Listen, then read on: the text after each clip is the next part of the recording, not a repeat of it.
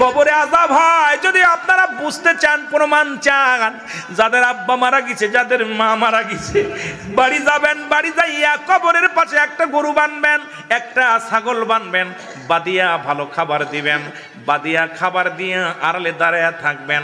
দেখবেন ওই পশুটা ছুটাছুটি করবে, ওই পশুটা চোখ দিয়ে পানি দর দর করে ছেড়ে দিবে, ওই পশুটা দড়ি ছিঁড়াছিঁড়ি করবে। আপনার বাবার কবরে আযাব হচ্ছে। একমাত্র দানব এবং মানব কাল্লা বুঝতে দেয় নাই।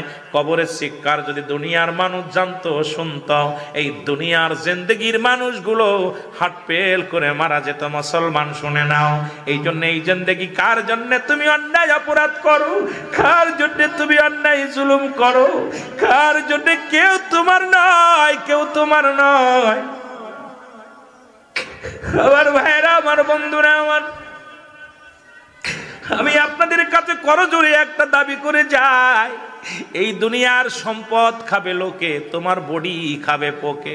আমি পিরাইটা ওয়াজের মধ্যে বলি, সম্পদ রেখে গেলাম, এটা খাবে ছেলে মেয়ে, এটা খাবে প্রতিবেশী, এটা খাবে রাষ্ট্র, কিন্তু আপনি আমল যদি না করে যান, আপনার দেহটা খাবে পোকে। এই দুনিয়া